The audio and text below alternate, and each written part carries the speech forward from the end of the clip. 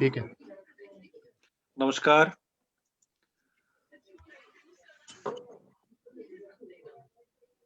इसको कर लीजिए आप प्लीज़। नमस्कार। आज हिमालयन हेरिटेज फाउंडेशन की ओर से आप सबका हार्दिक स्वागत है। हमारे साथ आज सुश्री मानुषी सिन्हा जी हैं। मानुषी जी लगातार कई वर्षों से हम देख रहे हैं कि प्राइमरी रिसर्च के फील्ड में, प्राथमिक रिसर्च के फील्ड में बहुत अच्छा काम कर रही हैं और इनके रिसर्च की सबसे बड़ी उपलब्धि ये रही कि इन्होंने जो गैप्स रहे इंडिक रिसर्च में पिछले कई वर्षों से, चाहे वो स्वतंत्रता से पहले हों और उसके बाद, स्वतंत्रता सेनानियों के बारे में, उनके जो पूरे एक्टिविज्म के बारे में, देश के जो अनसंग हीरोज़ रहे, जिन्होंने देश बनाने में, देश की सुरक्षा तंत्र को बनाने में और जो हमारे यहाँ आप कहें इन्वेडर्स रहे, उनको प्रतिकार देने में पूरे भारत से इन्होंने खोज-खोज कर ऐसे जो व्यक्तित्व निकालें, जो असंभव था और उन जगहों पर जाकर, ये तो एक बात रही। दूसरी बात एंटीक्विटीज़ जिसमें ancient monuments, heritage complexes, archaeological sites के बारे में इतना डेटा आप इनकी फेसबुक पेज पर भी जाएँगे तो देखेंगे और इन्होंने एक बहुत अच्छा काम ये भी किया कि ये जो सारा डेटा इन्होंने इकट्ठा किया और उसके बाद जो इनका एक विचार था, वो ये था कि माय इंडिया माय ग्लोरी करके इन्होंने वेबसाइट भी डेवलप की जहां पर ये इंडिक रिसर्च को पूल करती रहीं, डॉक्यूमेंट करती रहीं। और सबसे बड़ी बात जिसके कारण ये राष्ट्रीय स्तर पर इनकी ख्याति भी हुई और होनी भी चाहिए, सैफ्रॉन स्वर्ड्स करके इनकी अनगिनत किताबों में से एक पुस्तक रही जो बेस्ट सेलर है। उसका दूसरा वॉल्यूम भी आने वाला है और उसमें किस प्रकार से इन्होंने भारतीय स्वतंत्रता सेनानियों जिसमें INA, Indian national army, Azad Hind फौज के कई स्वतंत्रता सेनानियों, कुछ फौजियों से, सैनिकों से भी इन्होंने वार्तालाप किया। और आज का दिन ये हमारे लिए हर्ष का भी है क्योंकि आज नेताजी सुभाष चंद्र बोस का जन्मदिन भी है और इस उपलक्ष्य पर वो हमारे समक्ष है, ये एक कोइंसिडेंस भी है और मानुषी जी आज हमारे साथ साझा करेंगी अपने विचार। She will be sharing with us about antiquity of Bharat.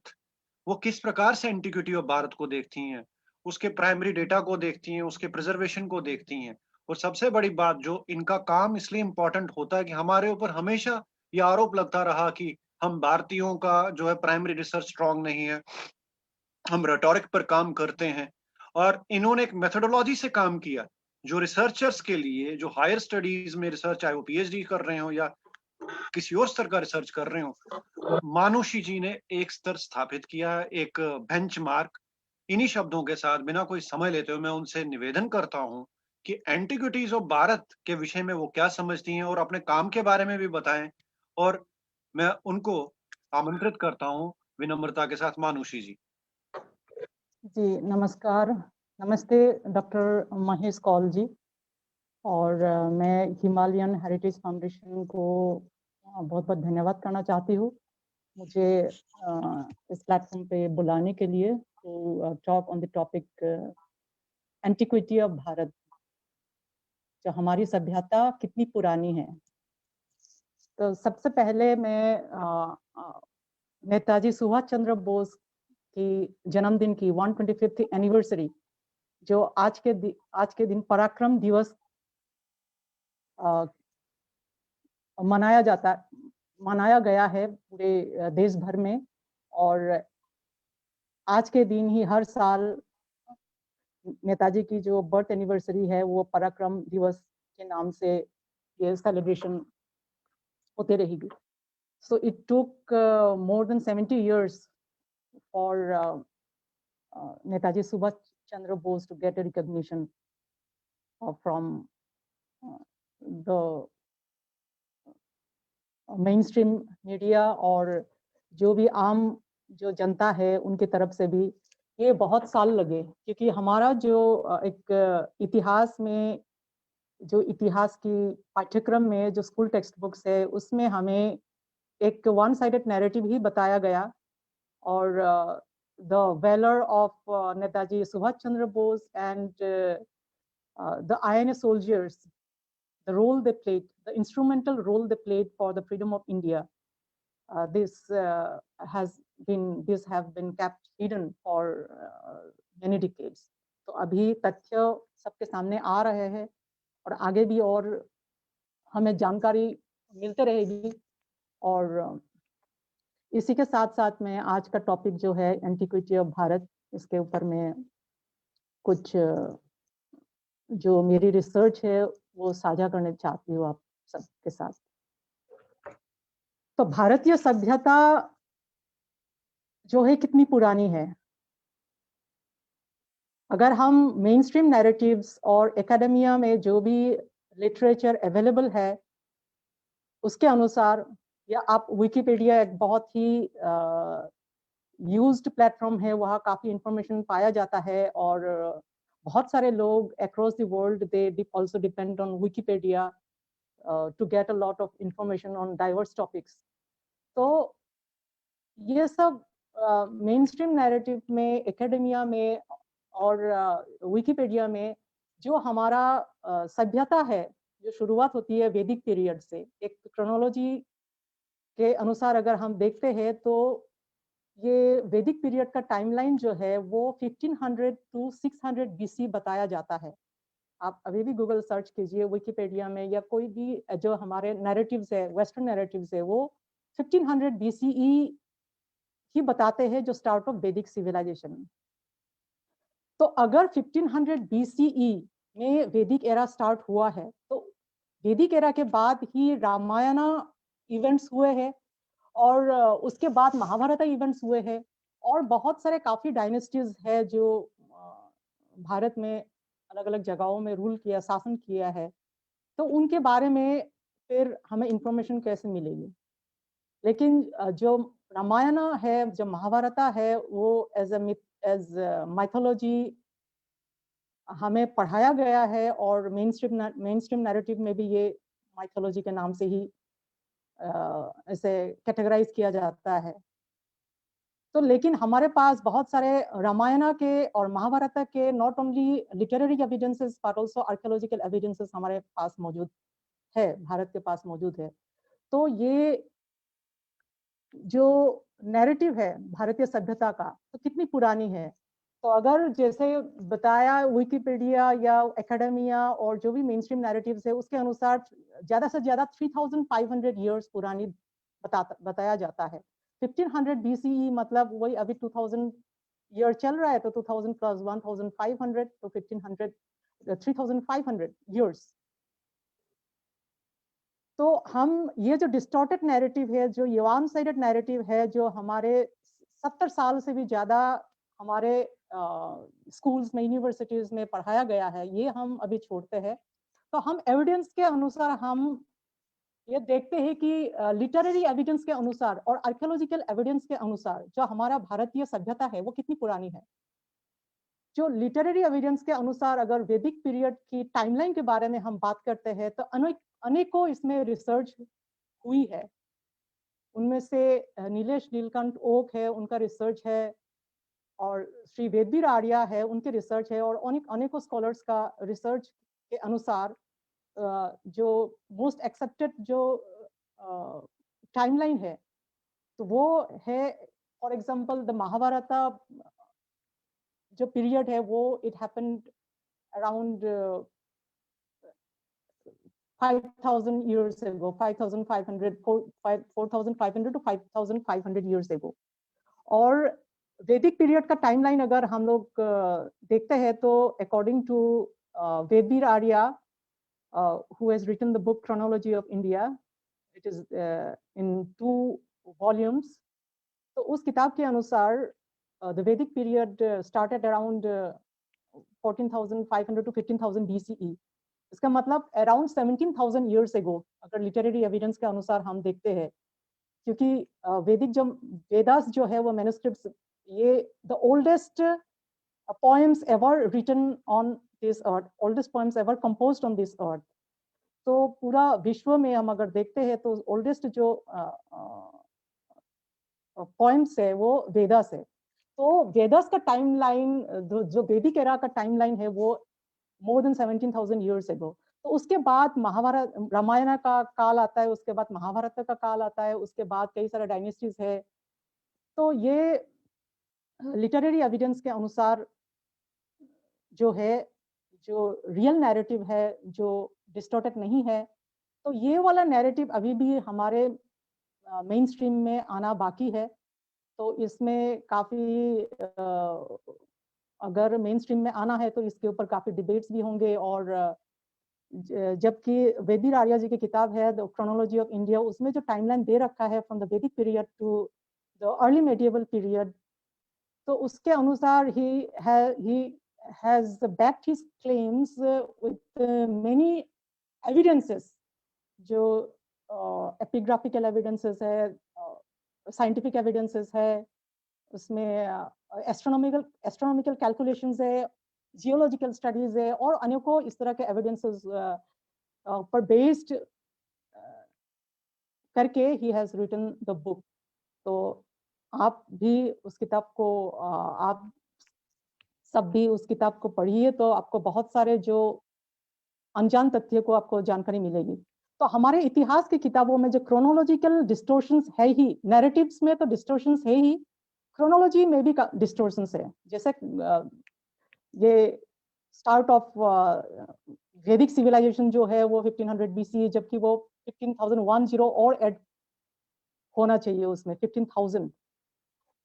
तो अगर हम आर्कियोलॉजिकल एविडेंस के अनुसार भारतीय सभ्यता के बारे में हम जानना चाहते हैं, तो जो भी रिवर बेल्ट में जो भी एक्सकवेशंस हुए हैं, for example Narmada river belt, Saraswati river belt, Indus valley river, Indus river belt, और अनेकों एरियाज में जहाँ भी एक्सकवेशंस हुए हैं, तो वहाँ हजारों साल पुरानी आर्टिफैक्ट्स पाए गए हैं, जिससे ये प्रूव होता है कि जो लिटरेरी एविडेंस में बताया जाता है कि इतने थाउजेंड्स ऑफ इयर्स है, तो लेकिन जो प्री हिस्टोरिक टाइम्स का अगर हम बात करते हैं, जो बिफोर द वैदिक पीरियड, तो वो आर्कियोलॉजिकल एविडेंस के अनुसार ये thousands and thousands of years है।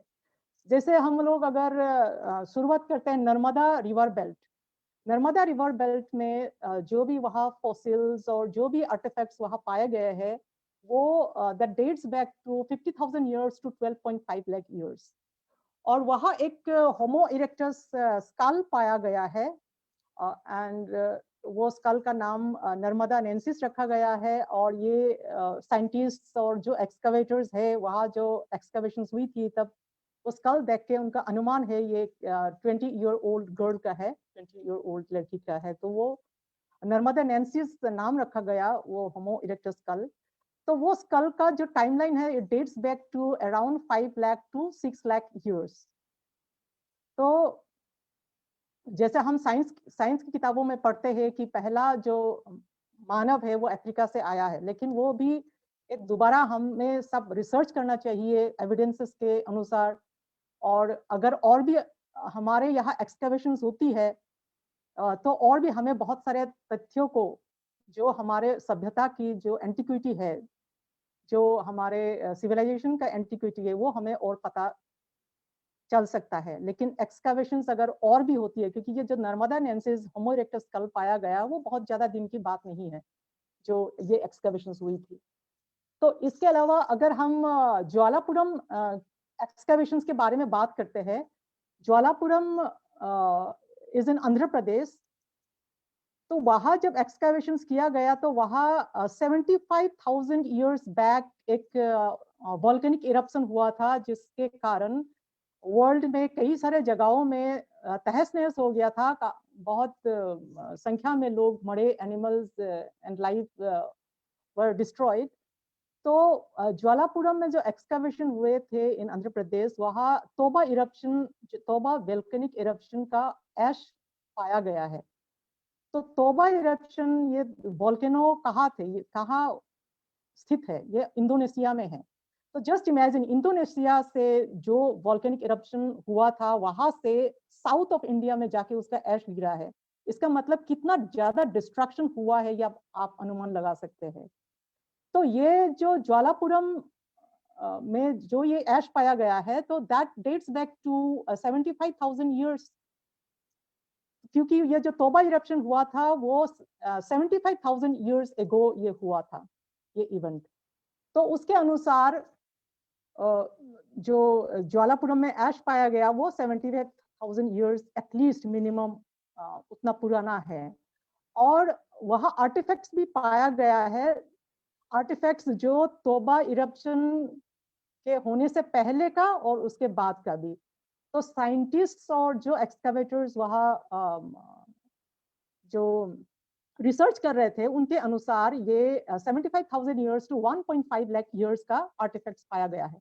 आर्टिफैक्ट्स स्पेशली जो स्टोन टूल्स वगैरह जो हमारे प्री हिस्ट्रिक टाइम्स के जो मानव यूज करते थे वो सारे आर्टिफैक्ट्स, और दोज आर्टिफैक्ट्स अगर नंबरिंग में हम काउंट करें तो 3000 से भी ऊपर वहाँ आर्टिफैक्ट्स पाया गया है। तो इसके बाद अगर हम भीमबेटका केव्स के बारे में बात करते हैं, भीमबेटका केव्स ये मध्य प्रदेश में स्थित है, और ये 10 किलोमीटर दूर तक फैली हुई है। ये रॉक शेल्टर्स, ये 750 रॉक शेल्टर्स आर देयर, और इन्हीं रॉक शेल्टर्स में से काफी सारे रॉक शेल्टर्स में पेंटिंग्स है, और जो पेंटिंग्स और ट्रेसेस ऑफ ह्यूमन हैबिटेशन जो पाया गया है that dates back from the medieval period to 1 lakh years. तो मैं भी भीमबेटका केव्स में गई थी, काफी वहाँ एक्सप्लोर किए थे। तो केव नंबर 10 में एक पेंटिंग है, नटराजा का पेंटिंग, जो मेसोलिथिक एरा में वो पेंट किया गया था। तो मेसोलिथिक एरा के बारे में अगर हम बात करते हैं, मेसोलिथिक एरा का टाइमलाइन, तो ये एशियन कंटेक्स्ट में और वेस्टर्न कंटेक्स्ट में थोड़ा सा डिफरेंस आ जाती है by several thousand years. In the Asian context mesolithic era जो है the dates back from 8,000 to 20,000 years. तो इसका मतलब जो नटराजा पेंटिंग जो cave number rock shelter number 10 में है फिलहाल, अभी काफी उसमें फेडेड हो चुकी है, और इसका प्रिजर्वेशन होना बहुत जरूरी है, क्योंकि ये जो बहुत ही प्रीशियस जो पेंटिंग है, ये अगर अभी प्रिजर्व अच्छी तरह से नहीं किया गया तो इन अनदर फ्यू डिकेड्स ये पूरा ही खत्म हो जाएगा, ये पेंटिंग का नामो निशान ही नहीं रहेंगे। तो ये जो नटराजा का पेंटिंग जो है वो मेसोलिथिक के एरा का है, इसका मतलब that painting dates back from 8,000 to 20,000 years. तो इसके अलावा एक नैरेटिव चलाया गया है जो बिल्कुल फेक, डिस्टॉर्टेड और फॉल्स, वो है Aryan invasion theory, Aryan migration theory. तो Aryan invasion theory, migration theory के साथ साथ एक और नैरेटिव चलाया गया कि जो एरियंस आए थे बाहर से, वो हॉर्सेस लाए थे भारत में। तो ये भी एक गलत नैरेटिव है, क्योंकि जो बताया जाता है एरियंस, एरियन इन्वेजन थ्योरी जिसने भी क्रिएट किया है, ये फेक थ्योरी क्रिएट किया है जस्ट टू प्रूव दैट जो भी इन्वेडर्स यहाँ आए थे वो लोग यहाँ रूल किए थे और यही बस गए थे। और like the Britishers wanted to prove that like the Aryans they also came and ruled India, Bharat. तो ये वाला उनका नैरेटिव चलाने के लिए वो एक नैरेटिव उन लोगों ने इन लोगों ने शुरू किया था। और आयरोनिकली और बहुत दुखद जनक ये वाला नैरेटिव जो है एरियन इन्वेजन थ्योरी, हमारे एकेडमिया में आज हम स्कूल में, यूनिवर्सिटी में हम यही पढ़ते हैं। तो आप अनुमान लगा सकते हैं किस तरह हमारा जो यूथ है, जो भी पढ़कर आगे चलेंगे तो उनका कितना बुरी तरह ब्रेन वॉश हो चुकी होगी। लेकिन ये नैरेटिव को भी चेंज करना बहुत जरूरी है। तो उस एरियन इन्वेजन थ्योरी के अनुसार 1500 BCE के दौरान, in between 1500 to 500 BCE Aryan जो है बाहर से घोड़े लाए थे। लेकिन भीमबेटका केव्स में जो पेंटिंग पाया गया है उसमें हॉर्सेस का भी पेंटिंग है जो dates back to several thousands of years. तो उससे ये पूरा ये जो इनका नैरेटिव है, फॉल्स नैरेटिव, उसको और ये बिल्कुल फॉल्स करा देती है। और इसके अलावा हॉर्सेस का काफी सारे हॉर्स बोन्स और काफी सारे ऐसे राजस्थान में, गुजरात में पाया गया है जो dates back beyond the Aryan invasion theory का जो टाइमलाइन है उसके बियॉन्ड उसका टाइमलाइन है जो हमारे यहाँ एक्सकैवेशंस के दौरान पाया गया है हॉर्स बोन्स। तो ये एक एग्जांपल है। तो अगर हम इसके अलावा और बहुत सारे एक्सकैवेशंस हुए, जैसे सरस्वती रिवर बेल्ट में और इंडस वैली रिवर बेल्ट में जो भी एक्सकैवेशंस हुए हैं वो dates back from 4000 to 9000 years। Major general GD Bakshi ji का एक किताब है सरस्वती सिविलाइजेशन के ऊपर एक किताब है, मिशेल डेनिनो का भी है और काफी स्कॉलर्स का भी इस सरस्वती के ऊपर किताब है। तो ये बहुत सारे रिसर्च ऑलरेडी हो चुकी है। तो इन कंबाइंड जो रिसर्च है उसके अनुसार जो सरस्वती रिवर बेल्ट में जो भी आर्टिफैक्ट्स पाया गया है और जो हमारा एक एडवांस्ड सिविलाइजेशन थे वहाँ, that dates back from 9000 years। और इंडस वैली रिवर बेल्ट में तो बहुत सारे ऐसे आर्टिफैक्ट्स और जैसे excellent water management techniques, advanced drainage systems और बहुत कुछ ऐसे वहाँ प्रमाण पाए गए हैं एक एडवांस्ड सिविलाइजेशन का जो हजारों साल पहले वहाँ फ्लाउरिश किया करते थे। तो अगर हम इसके अलावा अगर हम और भी जैसे रामायण के बारे में अगर हम प्रमाण खोजते हैं तो Ram Setu is a best example. तो राम सेतु का भी एक रिसेंटली कुछ महीनों पहले अमेरिकन साइंटिस्ट वहाँ रिसर्च के लिए आए थे। तो उनके अनुसार उनका ये जो टाइमलाइन उन लोगों ने जो रखा है टाइमलाइन ऑफ राम सेतु, जबकि वो सटीक एग्जैक्ट टाइमलाइन तो नहीं दे सकते कोई भी, उसमें कुछ फ्यू हंड्रेड इयर्स इधर उधर हो सकता है। तो उनके अनुसार वो 6000 to 8000 years एगो वो राम सेतु वो नेचुरल नहीं है, वो मैन मेड, मतलब जो बानर सेना ने वो बनाए थे, ये प्रूवन हो गया है। तो इसके अलावा अगर हम द्वारका, जो गल्फ ऑफ कैम्बे और द्वारका रीजन में जो भी अंडर वाटर सी एक्सकावेशन हुए थे, उसके अनुसार जो आर्टिफैक्ट्स वहां पाए गए थे that dates back from 4000 years to 9000 years। तो द्वारका जो महाभारत का कृष्ण का द्वारका है उसका तो वहाँ पाया जाता ही है आर्टिफैक्ट्स, लेकिन उसके पहले भी जो भी सिविलाइजेशन वहां बसे थे उसका भी हमें आर्टिफैक्ट्स रेमिनेंट्स हमें मिले हैं। तो इससे हमें जस्ट फ्यू एक्सकैवेशंस में ही हमारा जो भारतीय सभ्यता का जो एंटिक्विटी है कितनी पुरानी है वो हमें यही प्रूफ मिलता है थ्रू एक्सकैवेशंस। जब हम एडक्कल केव्स, जो केरल में स्थित एडक्कल केव्स के बारे में बात करते हैं तो वो ऐसे कहा जाता है लव कुश वहाँ पले बड़े थे। तो एडक्कल केव्स में जो पेंटिंग है of humans and animals and hunting that dates back from 1000 to 8000 years। और कुछ पेंटिंग वो इंडस वैली साइट में जो भी पेंटिंग्स पाया गया है, पॉटरी पेंटिंग या जो, वो कुछ सिमिलरिटी एडक्कल केव्स में भी वो सिमिलरिटी है। ये साइंटिस्ट्स ने, वो रिसर्चर्स ने ये प्रूवन किया है। तो अगर हम और भी एक्सकैवेशंस की बात करते हैं तो खिलारी एक्सकैवेशंस, खिलारी इन तमिलनाडु, तो वहाँ एक एडवांस्ड सिविलाइजेशन और एक advanced habitat as big as Harappa and Mohenjodaro, लेकिन वो एक्सकैवेशंस अभी स्टॉप कर दिया गया। अगर वो एक्सकैवेशंस कंटिन्यू किया जाता है या एक्सकैवेशन शुरू होती है तो हमें बहुत सारे अनजान तथ्यों को हमें जानकारी मिलेगी। तो साउदर्न साइड ऑफ इंडिया में कितनी सारी एडवांस्ड सिविलाइजेशंस थे उसके बारे में हमें और जानकारी मिलेगी।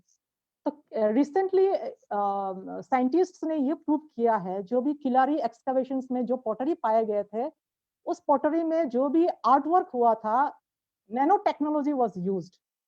आज के दिन में भी नैनो टेक्नोलॉजी जो यूज होता है वो भी इतना एडवांस्ड नहीं है जो किलारी एक्सकैवेशंस के दौरान जो भी पॉटरी में नैनो टेक्नोलॉजी का इम्प्लीमेंटेशन जो पाया गया है, उसका एविडेंस पाया गया है, वो far advance than what we are exploiting today. तो इससे पता चलता है कि वो कितना एडवांस्ड सिविलाइजेशन थे। तो किलाड़ी में जो सिविलाइजेशन है वो dates back to around 3000 to 3005 years. इसके अलावा भी अगर हम और भी एक्सकैवेशंस के बारे में बात करते हैं तो असुरगढ़ फोर्ट एक्सकैवेशंस, ये असुरगढ़ फोर्ट उड़ीसा में स्थित है। तो असुरगढ़ फोर्ट एरिया में जो भी एक्सकैवेशंस हुए हैं बहुत ज्यादा पुराना नहीं है, ये कुछ महीने पहले एक्सकैवेशंस हुए थे। उस एक्सकैवेशंस में बहुत सारे ऐसे आर्टिफैक्ट्स एंड रेमनेंट्स पाए गए हैं। बहुत सारे ये वाटर मैनेजमेंट टेक्निक्स और जो भी वो हैबिटेट था इतना एडवांस्ड थे। इवन द हाउसेस एंड जो रोड्स है वेर टाइल्ड, इसका ये रेमनेंट्स पाए गए हैं। तो आप समझ सकते हैं कि वो भी एक द रेमनेंट्स जो भी आर्टिफैक्ट्स पाए गए हैं the dates back from 2500 years to 3500 years back. तो 2500 3500 साल पहले वहाँ एक कितना एक एडवांस्ड सिविलाइजेशन वहाँ फ्लरिश हुआ था। तो ये आर्कियोलॉजिकल एक्सकैवेशन से हमें ये प्रूफ हमें मिलता है। तो अगर हम सिर्फ एक्सकैवेशन से एडवांस सिविलाइजेशन की बात हम करते हैं तो और जब हम नॉलेज हेरिटेज के बारे में बात करते हैं तो इंडिया वाज द नंबर 1। अगर ट्रेड के बारे में बात करते हैं, नॉलेज हेरिटेज के बारे में बात करते हैं, वेल्थ के बारे में बात करते हैं तो India was the number 1 in terms of wealth. Bharat को सोने की चिड़िया के नाम से भी पूरा प्रसिद्ध था भारत अक्रॉस द वर्ल्ड। तो जब हम यूनिवर्सिटीज के बारे में बात करते हैं तो one of the most ancient universities was Sharada university, जो अभी शारदा पीठ है, अभी पीओके में है। It is also a Mahashaktipeeth. और ऐसे कहा जाता है अकॉर्डिंग टू लीजेंड सती का जो राइट हैंड है वो शारदा पीठ में गिरा था। तो it is also a Mahashaktipeeth.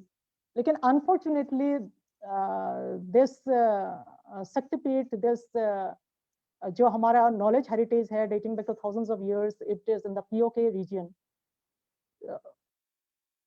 और तो इसके सारदा यूनिवर्सिटी में हम सब आदि शंकराचार्य के बारे में जानते हैं, who ushered a revolution, cultural revolution, a धार्मिक revolution in India, uniting all the corners of Bharatiyas together। तो वो आदि शंकराचार्य भी शारदा यूनिवर्सिटी में पढ़ते थे। और जो शारदा स्क्रिप्ट है वो भी बहुत ही प्रचलित था, लेकिन अभी वो भी ऑलमोस्ट लुप्त हो गया है। And there have been efforts from many people now to revive the Sharada script। जैसे संस्कृत है, ओल्ड जो हमारा स्क्रिप्ट है, ओल्डेस्ट स्क्रिप्ट है, उसको रिवाइव करने के लिए अगर हम खुद उसको रिवाइव करने के लिए कोशिश नहीं करेंगे तो और कौन करेगा। तो not only the Sharada script, जो भी हमारा पुराने पुराने जितने भी स्क्रिप्ट है उसको रिवाइव करने के लिए हमें एकजुट होके काम करना चाहिए। तो कल्हना भी, कल्हना द ऑथर ऑफ राज तरंगिनी, वो भी शारदा यूनिवर्सिटी में पढ़े थे। तो जो शारदा यूनिवर्सिटी का जो टाइमलाइन है that dates back to at least 2000 to 3000 years. और भी यूनिवर्सिटीज के बारे में बात करते हैं तो नालंदा यूनिवर्सिटी, हमारे भारत में बहुत सारे जो एंशिएंट यूनिवर्सिटीज थे वो during Islamic plunder and rule वो सारे डिस्ट्रॉय किया गया। The Islamic plunderers they destroyed and vandalised the university sites और बहुत सारी यूनिवर्सिटीज को जलाया दिया गया। तो Nalanda University was one of the most popular universities in ancient India, and it was जो इसका जो origin है वो हजारों साल पुरानी है, लेकिन जो स्ट्रक्चर है बहुत बड़े लेवल पे जो स्ट्रक्चर शुरू किया था वो गुप्ता एरा में हुआ था। तो गुप्ता एरा की बात करते हैं तो गुप्ता एरा का टाइमलाइन जो है अकॉर्डिंग टू आवर जो text book main stream narrative है वो जो डिस्टॉर्टेड है, क्रोनोलॉजी जो डिस्टॉर्टेड ही है, तो वो according to that Gupta period जो है वो 4th to 6th सेंचुरी बताया जाता है। बट अगेन जो हम अगर बहुत सारे एविडेंसेस के बेस पर अगर हम देखते हैं, जो ये रिसर्च बेबी राया जी ने काफी रिसर्च किया है इस पर, तो according to his book chronology of India, the Gupta period flourished during the last 300 years of BCE. तो इसके इसके इसका मतलब ये है कि जो नालंदा यूनिवर्सिटी है वो जो प्रेजेंट स्ट्रक्चर का अवशेष हमें पाया जाता है वो at least 2000 to 2200 years old. So ancient times में students from across the world came and studied in Nalanda university, Sharada university, Vikramshila university, बहुत सारे ऐसे यूनिवर्सिटीज है जहाँ बाहर से भी लोग आके पढ़ाई करते थे. तो नालंदा यूनिवर्सिटी का जो अगर हम इतिहास के बारे में अगर हम बात करते हैं तो बख्तियार खिलजी जो है बंगाल सुल्तानेट के ही destroyed Nalanda University. सिर्फ यही नहीं और 3 बड़े-बड़े universities he destroyed. He completely destroyed them, vandalized them, and he set fire to the libraries. According to various records, especially Chinese records and Tibetan records, जो कि उस समय ऑलरेडी स्टूडेंट्स लोग यहाँ पढ़ के नालंदा यूनिवर्सिटी में डिग्री हासिल करके वापस अपने देश में चले गए थे, उन लोगों ने अपने अपने एक अकाउंट्स लिखे हैं. So according to those Tibetan and Chinese records, Nalanda University had 3 multi-story libraries और उसमें से एक 9 story का था. So all of these 3 multi-story libraries जो है were vandalized by Bakhtiyar Khilji and his forces और उसमें these libraries accommodated lakhs of manuscripts जो हमारे वेद से लेकर बहुत सारे हमारा scientific evidences जो है manuscripts है वो सारे उस यूनिवर्सिटी में थे. तो ये जो नालंदा यूनिवर्सिटी जलाया दिया गया by Bakhtiyar Khilji and his forces, Muslim forces, तो उसमें हमारे बहुत सारे जो नॉलेज का खजाना है, नॉलेज हेरिटेज जो हमारे मैन्युस्क्रिप्ट से पुराने वो बहुत सारे मैन्युस्क्रिप्ट्स वहां डिस्ट्रॉय हो गए थे. तो it was such a vast loss of our knowledge heritage. तो इस तरह से जो हम हर एक क्षेत्र में भारत वाज नंबर 1. अगर हम एंटीक्विटी के बारे में बात करते हैं तो बहुत हजारों साल पुरानी है. लिटरेरी एविडेंस के अनुसार हम बात करते हैं तो एटलीस्ट 17,000 years. अगर आर्कियोलॉजिकल एविडेंस के अनुसार हम बात करते हैं तो it goes beyond that timeline, many thousands of years. और फिर अब भारतीय सभ्यता के बारे में और एक बात है. अगर हम बात करते हैं भारतीय सभ्यता तो it is the oldest surviving civilisation in the world. बहुत सारे एंशिएंट सिविलाइजेशन जो है वो खत्म हो गए, they perished in a few months और in a few years due to invasions. लेकिन भारत में despite 1300 years of loot, plunder, genocide, we as a civilization have survived till today. और ये कैसे हम सर्वाइव किए हैं? This is because of the resistance offered, battles won, and the fight resistance offered by our warrior ancestors till their last breath. उनके जो हमेशा कोशिश रहे हैं over the years to save dharma, to save the motherland, to save मातृभूमि. Because of that, we are here carrying forward the legacy of our thousands of years old civilizational identity. So, Dr. Mahesh Kaul ji, I would like to end my talk here.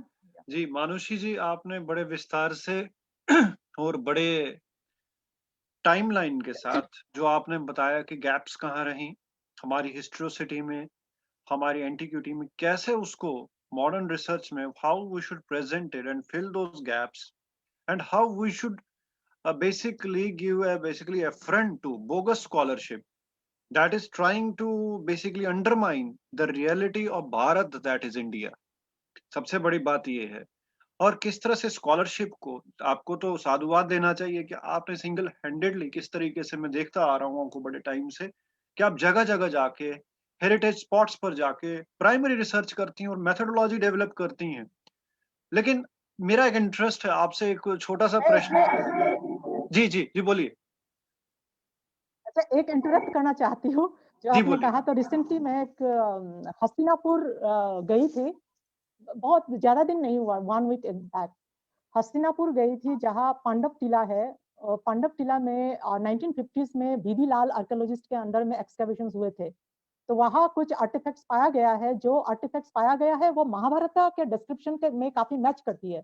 वो BB Lal, professor BB Lal has confirmed this. और लेकिन वो एक्सकैवेशंस तभी stop हो गए थे और एक्सकैवेशंस वहाँ होना चाहिए। अगर होगी तो हमें बहुत सारे अनजान तथ्य pertaining to the Mahabharata era, Mahabharata period हमें जानकारी मिल सकती है। तो वहाँ महाभारत कालीन 2 मंदिरें हैं, एक कर्ण टेम्पल 3 मंदिरें हैं, एक शिवा टेम्पल है, एक कर्ण टेम्पल, वो भी एक शिवा टेम्पल है और एक शक्तिपीठ है। 51 शक्तिपीठ में से वह एक जयंती शक्तिपीठ जो है वो हस्तिनापुर में स्थित है। वो तीनों मंदिर जो बहुत पुराना थे वो they were destroyed by the Mughals और वहाँ गंगा की फ्लड्स के कारण भी वो काफ़ी डैमेज हो गए थे। तो during the 8th century, one king called Nain Singh Gurjar, he renovated these 3 shrines. और ये सब हम अभी विजिट करके आए थे और गवर्नमेंट को ये रिसर्च करनी चाहिए, ये एक्सकैवेशन शुरू करनी चाहिए। एक्सकैवेशन से नॉट ओनली इन हस्तिनापुर और भी काफ़ी सारे रीजन्स में वो एक्सकैवेशन से हमें बहुत सारे अनेकों अनजान तथ्यों को हमें जानकारी मिल सकती है। ये बहुत अच्छा इनपुट आपने दिया और बिल्कुल आपसे मैं सहमत हूँ कि जो केंद्र सरकार है, जो पॉलिसी मेकर्स है, हेरिटेज बहुत टेंजिबल और इंटेंजिबल होती है। It's both tangible and intangible that creates a place consciousness. Basically the place consciousness of India has been eroded by invasions. और हम तो ये चाहेंगे कि जैसे आपके जैसे जो स्कॉलर्स हैं, जो सेल्फ मेड स्कॉलर्स हैं, और government of India should devise as per new education policy a mechanism where this scholarship is recognised, और इंस्टीट्यूशंस में, यूनिवर्सिटीज में it should be encouraged. These sort of people like Manushi ji, they should be encouraged to create more people. And I have seen many people impressed or basically motivated by her work. They are doing single-handedly. Saffron Swords, मैं आपसे पूछना चाहता हूँ कि it has done wonders. जिस तरह से आपने unsung heroes को ढूंढ ढूंढ कर निकाला, जिसमें नेताजी सुभाष चंद्र बोस के आईएनए में, आजाद हिंद फौज में जो उनके साथ साथी रहे, उनको ढूंढ ढूंढ कर आपने उनके इंटरव्यूज किए। आज वो दिन भी है। मैं आपसे जानना चाहूंगा कि आपको किस तरह के तथ्य आपको मिले जिनको अंडरमाइन किया गया था हमारे स्वतंत्रता संग्राम के बारे में। आप दूसरा वॉल्यूम भी लेकर आ रही हैं और वो बहुत ही इंपॉर्टेंट डॉक्यूमेंट है। आप इस पर थोड़ा कुछ बोलेंगी? जी, जी। एक्चुअली जो हमारे इतिहास की किताबों में हमें सिर्फ एक वन साइडेड नैरेटिव, एक डिस्टॉर्टेड नैरेटिव हमने पढ़कर वो हम बड़े हुए हैं। तो हमारी तरह आप समझ सकते हैं कि जो भी इंडिपेंडेंस के बाद में जो भी हमारा text books, history text books design किए गए हैं, तो almost 3 generations have been already fooled and brainwashed with the wrong history, with distorted history and the one-sided narrative. तो हम लोग इन डिटेल हम कोई भी आप किसी को भी जो भी स्कूल गए हैं उनको पूछ सकते हैं कि महमूद ऑफ गजनी कौन है, बाबर कौन है, अकबर कौन है, औरंगजेब कौन है, लॉर्ड डलहौसी कौन है, रॉबर्ट क्लाइव कौन है, वो पूरा डिटेल में डिस्क्राइब करके बताएंगे। इवन जो मुगल रूलर्स का जो क्रोनोलॉजी है वो भी मतलब इन डिटेल हर एक रूलर के बारे में आपको डिस्क्राइब कर पाएंगे। लेकिन उनको अगर वॉरियर्स ऑफ द सॉइल, क्योंकि ये तो बिल्कुल ये इट इज अ फैक्ट कि despite 1300 years of loot, plunder, genocide, barbarism, destruction of our heritage sites in each and every corner of Bharat, we as a civilization have survived. And this is because of only the resistance offered by our warrior ancestors, by our great grandparents. Not only kings and queens and soldiers, but also ordinary people from each and every corner of the country. They resisted the invaders over time and saved Dharma and the motherland. तो ये जो truth है ये हमारे इतिहास की किताबों में पढ़ाया नहीं गया। बचपन से ही एक तो इंस्पिरेशन, मेरा जो इंस्पिरेशन है वो मेरे पिताजी है। रिसेंटली ही लेफ्ट हिज मॉर्टल बीइंग। तो मेरे पिताजी ने, हम सारे सिबलिंग्स, वी आर 6 सिबलिंग्स, तो हम सारे सिबलिंग्स को बचपन से ही ये tales of valour of the unsung warriors हमें नरेट किया करते थे। और not only about the warriors of the soil who saved our dharma and motherland, but also about the heroes and heroines from our Puranic history, from the Ramayana, from the Mahabharata. और ये सब पिताजी हमें बताया करते थे, used to narrate, और he used to recite slokas from the Bhagavad Gita, और कुछ वेद मंत्र भी उनको बहुत याद थे। वो recite, he used to recite those mantras to us, those slokas to us. तो पिताजी जो हमें बताया करते थे और जो हम पाठ्यक्रम में हम लोग जो पढ़कर बड़े हुए, वो मैच नहीं करते थे। तो we used to ask father, मैं तो पिताजी को बहुत प्रश्न करती थी कि ये क्यों, आपने जो बताया वो तो हमारी किताबों में नहीं है, तो ये क्यों है? तो पिताजी ने ये बोला था क्योंकि we were then not that matured, तो जब बड़े हो जाओगे तो समझ जाओगे। तो नाउ वी अंडरस्टैंड। तो वही जो ट्रूथ है उसको आगे कैसे ले जाए, इसीलिए हम लोगों ने 12 years ago, 12 years back, we started researching, myself and my husband, who is also the co-author of Saffron Swords, Yogaditya Singh Rawal. So together we have been visiting places across the country. We have also met descendants of few of the warriors, और जो अभी अगले किताब है उसमें भी वो कुछ इस तरह की जो ऑफ वेलर है वो आने वाली है। तो इस तरह हम, और we have read a lot of literature, lot of books, जो भी अवेलेबल मटेरियल, मतलब जो भी अवेलेबल लिटरेचर है वो हम लोगों ने पढ़ा है। वी हैव स्टडीड इंस्क्रिप्शंस, जैसे बख्तियार खिलजी के बारे में थोड़ा देर पहले बताई थी, तो लेकिन ये किसी किताब में, इवन पर्शियन हिस्टोरियन जिन्होंने बख्तियार खिलजी के बारे में लिखा है उस दौरान, बख्तियार खिलजी के टाइम में, ये जो हिस्टोरियंस है इन लोगों ने भी वो नहीं लिखा है कि बख्तियार खिलजी को किसने हराया। ये लेकिन एक इंस्क्रिप्शनल एविडेंस में पाया गया है कि Bakhtiyar Khilji was defeated by an Assam king, और the king of Assam during that time was Raja Prithu. तो सैफरन सोर्स में राजा पृथु के बारे में भी है। इस तरह से from each and every corner of Bharat, जो भी 8th सेंचुरी से लेकर 1947 में जो भी जो हमारा वॉरियर एंसेस्टर्स है उनके बारे में, there 52 episodes of valour in the book saffron source. तो आगे जो वॉल्यूम 2 है उसमें भी 52 एपिसोड्स ऑफ वैलर होगा, एंड अपकमिंग और भी वॉल्यूम्स आएंगे, और हर एक वॉल्यूम में 52 there will be 52 episodes of valour. तो इसीलिए जो वन साइडेड नैरेटिव, जो डिस्टॉर्टेड नैरेटिव है, उसको काउंटर करने के लिए आई